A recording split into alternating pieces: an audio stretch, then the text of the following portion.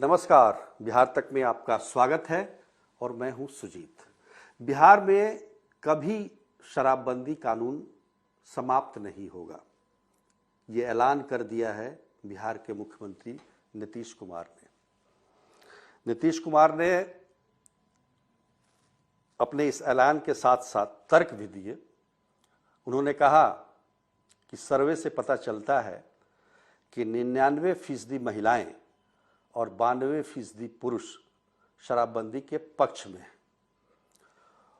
उन्होंने एक और आंकड़ा दिया। उन्होंने कहा कि 2018 तक 1,64,00,000 लोगों ने शराब छोड़ दी और 2023 में ये आंकड़ा बढ़कर 1,82,00,000 तक जा पहुंचा है। अब समझिए कि इतने सारे लोगों ने शराब छोड़ दी है, इसके बावजूद शराब की तस्करी में कमी क्यों नहीं आ रही है। मैं ये नहीं कह रहा हूं कि शराबबंदी को ख़त्म किया जाए, लेकिन ये जान लेना भी ज़रूरी है कि 2016 में शराबबंदी कानून लागू हुआ। उस समय ये अनुमान लगाया जाता था कि बिहार की आबादी के लगभग 5-6% लोग शराब पीते होंगे और 5-6% लोग जो हैं वो शराब के आदी हैं। मान लीजिए 10% ही मान लीजिए। आज बिहार की आबादी है 13 करोड़, जातीय सर्वे से ही पता चला है। तो 13 करोड़ में अगर 1,82,000 लोगों ने शराब छोड़ दी है तो वो कितना प्रतिशत हुआ? लगभग 12-13%। अब सोचिए कि जब शराबबंदी हुई थी उस समय 5-6% लोग इसके आदी थे और 10% तक लोग कभी कभार पीने वाले लोग भी थे। ये अनुमान लगाया गया। तो शराबबंदी कानून लागू होने के बाद जब 12% लोगों ने शराब छोड़ दी है तो फिर शराब की इतनी भारी भरकम तस्करी किसके लिए हो रही है, ये सवाल है। और इस सवाल पर सरकार को गौर करना चाहिए। और सवाल केवल शराबबंदी का ही नहीं है। सवाल जो है वो नशा मुक्ति का भी है। नशा मुक्ति में केवल शराब ही नहीं है, स्मैक है, ब्राउन शुगर है, हेरोइन है। इन सब के बारे में अगर बात करें तो आपके रोंगटे खड़े हो सकते हैं।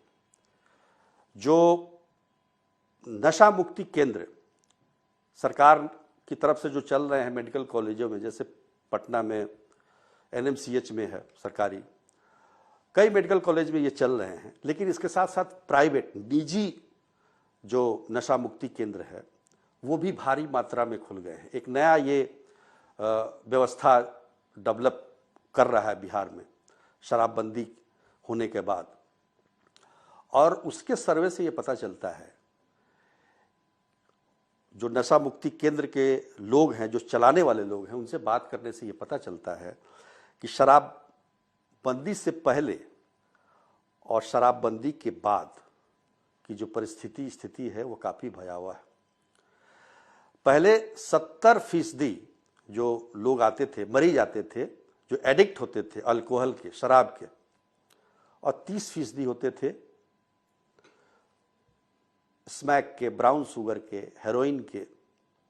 आज ये ठीक उल्टा हो गया है।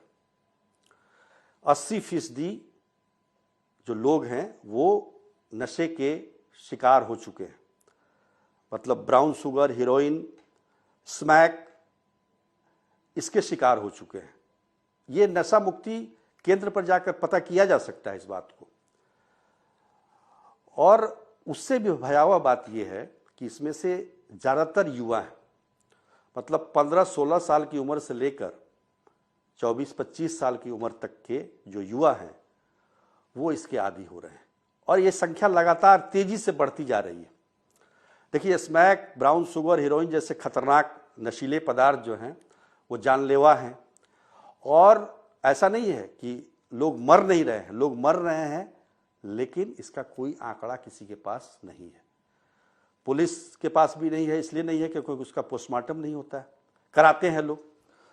और आप नशा मुक्ति केंद्र में जाकर देखें तो आपको अधिकतर इन्हीं नशे के शिकार लोग आपको मरीज के रूप में मिलेंगे, शराब के कम मिलेंगे।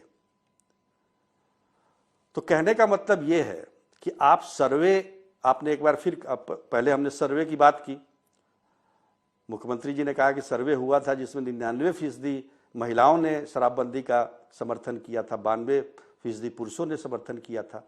लेकिन फिर से सर्वे कराने की बात मुख्यमंत्री जी ने की है। उन्होंने कहा है कि जातीय गणना जैसे सर्वे शराबबंदी कानून के लिए भी किया जाएगा।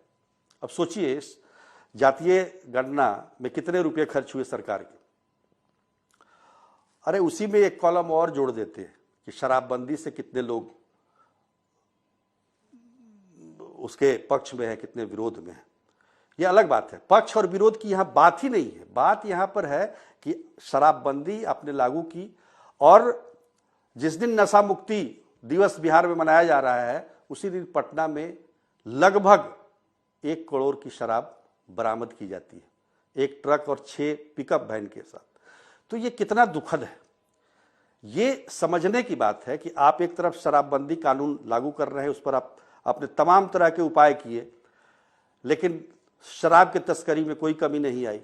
दूसरी तरफ उसका जो प्रभाव पड़ा, बुरा प्रभाव ये पड़ा कि युवा नशे के शिकार होते चले गए, ब्राउन शुगर, हीरोइन, स्मैक। अब इसकी जो प्रतिक्रिया हो रही है कि ब्राउन शुगर, स्मैक, हीरोइन को पकड़ने की कोई व्यवस्था बिहार सरकार के पास नहीं है। वो नारकोटिक्स डिपार्टमेंट जो कि सेंट्रल गवर्नमेंट का है वो पकड़ती है गांजा, चरस, स्मैक, ब्राउन शुगर। लेकिन उनका कहना है कि हमारे पास इतनी शक्ति नहीं है, इतने फोर्स नहीं है, इतने बल नहीं है कि हम इनको पकड़ सकें। तो सरकार को चाहिए, सरकार ने कहा भी था कि पूर्ण नशाबंदी करनी है, तो फिर इसको खुला क्यों छोड़ दिया। नशे के जो व्यापारी हैं, जो सफेदपोश हैं, जिनका इलाका बटा हुआ है, सबके बारे में जानकारी है। ये कोई बाहर के लोग नहीं हैं, ये ऊंचे पदों पर बैठे लोग हैं जो इस धंधे को चला रहे हैं। और ये जो धंधा है वो अरबों तक जा पहुंचा है। तो सर्वे आप कराइए, सर्वे घरों पर कराने के बजाय आप नशा मुक्ति केंद्र पर कराएं, ताकि आपको ये पता चले कि शराब से ज़्यादा लोग ब्राउन शुगर, स्मैक और हीरोइन के शिकार हो रहे हैं, और लोग मर भी रहे हैं, जिसका कोई आंकड़ा सरकार के पास नहीं है। तो ये इस पर ध्यान देने की ज़रूरत है। बाकी तो सरकार की मर्जी। शराबबंदी कानून आपने लागू किया, ठीक है, इसका कोई विरोध नहीं कर रहा है। पर दूसरी तरफ जो नशे का जो धंधा चल रहा है, नशे का व्यापार चल रहा है व्यापक पैमाने पर, जिसके शिकार युवा हो रहे हैं, उस पर भी आपको बराबर ध्यान देने की जरूरत है। आज के लिए बस इतना ही। तब तक के लिए नमस्कार।